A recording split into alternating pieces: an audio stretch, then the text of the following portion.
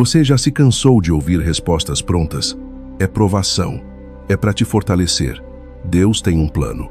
Mas quando a dor é real, quando o diagnóstico chega, quando o caixão fecha, quando o silêncio responde à sua oração, essas frases soam vazias. Hoje, vamos parar de fingir. Vamos abrir a Bíblia sem maquiagem e ver o que ela realmente diz sobre Deus e o sofrimento. Se você quer verdade, não consolo barato, clique em inscrever e ative o sininho, porque aqui a gente busca o caminho, onde a fé enfrenta a realidade. Mostra para mim o caminho. Deus não está distante da dor. Muitos imaginam Deus como um rei distante, observando o mundo de um trono dourado, impassível diante do caos. Mas a Bíblia mostra algo radicalmente diferente.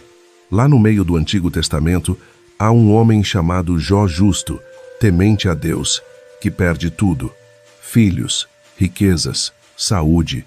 Ele rasga suas vestes, senta na cinza e grita: "Por que me deste a luz?" E sabe o que Deus faz? Ele não manda um anjo com uma explicação. Ele desce. Do meio de um redemoinho, fala não para justificar-se, mas para revelar sua grandeza. Mas o ápice não está ali. Está no Novo Testamento. Jesus, diante da morte de Lázaro, não diz: "Não chore, ele vai ressuscitar." Ele se comove profundamente, estremece e chora. Isso não é fraqueza, é solidariedade divina. E no Getsemane, horas antes da cruz, ele cai por terra, suando gotas como sangue, e clama: "Pai, se queres, passa de mim este cálice."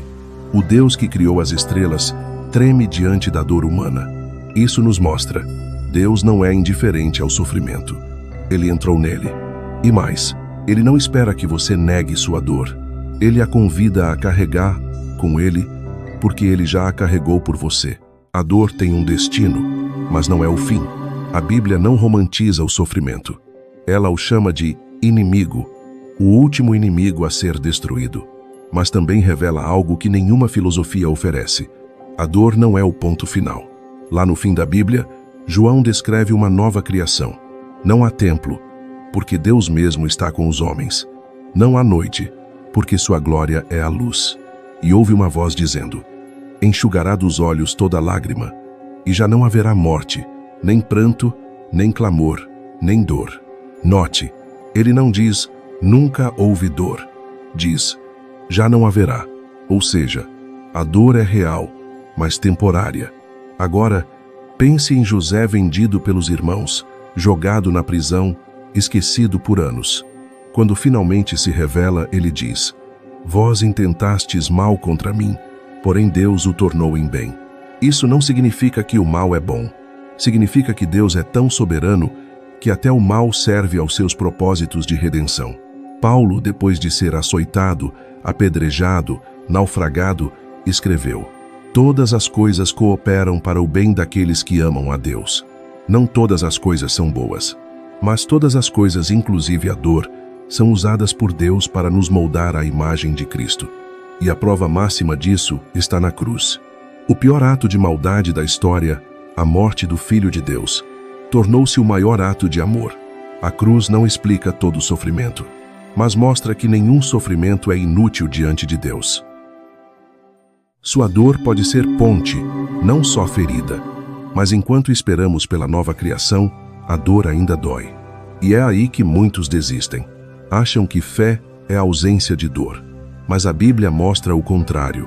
Fé é confiança em meio à dor. Pedro, depois de negar Jesus 3 vezes, foi restaurado não com uma repreensão, mas com uma pergunta: "Amas-me?" E recebeu uma missão: "Apacenta as minhas ovelhas." Ou seja, cuida dos meus seguidores, especialmente os feridos, os fracos, os que tropeçaram, como você. Sua falha não o desclassificou, tornou-o capaz de cuidar dos feridos. É por isso que Paulo escreveu: "Bendito seja o Deus, que nos consola em toda a nossa tribulação, para que possamos consolar os que estiverem em alguma tribulação." Sua dor não é só sua, é ponte para outros. Quem sofre com compaixão alcança corações que discursos teológicos nunca tocarão. Então, não fuja da sua dor. leve-a a Cristo.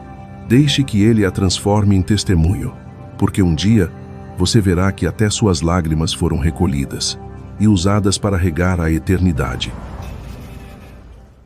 Então, por que Deus permite o sofrimento se Ele é bom? Talvez a resposta não esteja em uma explicação, mas em um rosto. O rosto daquele que chorou diante de um túmulo, que suou sangue no jardim, que foi abandonado na cruz, para que você nunca fosse abandonado na sua dor. A Bíblia não promete que a dor vai embora, mas garante que Deus entra nela com você. E um dia, quando toda lágrima for recolhida, quando todo grito for transformado em cântico, você verá que nada, nem mesmo a dor, foi em vão. Porque lá, onde não haverá mais morte, nem pranto, nem dor, você finalmente entenderá: o amor de Deus era maior do que tudo que você carregou.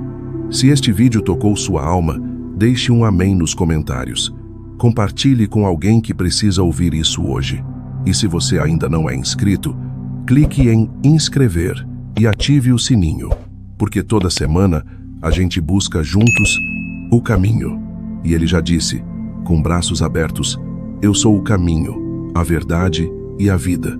Até o próximo vídeo.